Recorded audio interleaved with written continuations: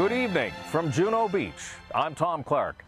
Well, it has been a very warm and gentle day here, not at all like the weather 70 years ago. Then it was windy, gray, and cold, and this very pleasant beach ran red with the blood of Canadian soldiers. There's not many left from that day, but some who remain have come back here, and what they have found is a new generation anxious to recognize and applaud what they did. They're old now, most in their 90s. The beach where they faced death just over their shoulders. The legacy they left all around them. The Canadian Juno Beach Museum overflowed with the young, the old, French and Canadian, the poor and the powerful. As a Canadian reflecting on this achievement, I can feel, we can feel, only two emotions that are usually not reckoned together: fierce pride and the deepest humility. The survivors of D-Day and beyond often say that the real heroes are the dead. But today, there was praise for the living. It is equally important that we pay tribute today to you, the veterans of Juno Beach. Each one of you exemplify the spirit of true patriot love. Earlier, just down the beach, the international ceremony drew 19 world leaders. The American president was cheered as he arrived. Russian President Vladimir Putin was also on the stage, the two enemies acknowledging the irony of the moment.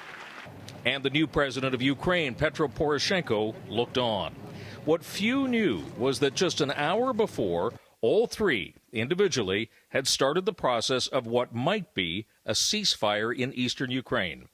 German Chancellor Angela Merkel arranged this meeting between Putin and Poroshenko, and the White House confirmed that Putin met with Obama for about 5 minutes. It's not peace, but it is a start. Prime Minister Stephen Harper seemed somewhat caught off guard by the developments. Earlier, in an exclusive interview with Global News, he repeated that he would have no truck or trade with Putin until he withdraws from Crimea. I'm not meeting with Mr. Putin, and neither is President Obama. Obviously, this was an issue of some significant discussion at our G7 meetings. We did not invite Mr. Putin to those G7 meetings either.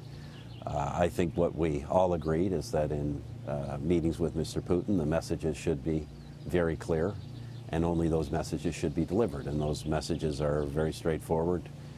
Get out of occupied territory, stop fomenting violence and other provocative behavior, and recognize and work with the new government of Ukraine. However much the move towards peace borrowed from this day, the day belonged to the veterans and their long-ago comrades. They shall grow not old as we who are left grow old.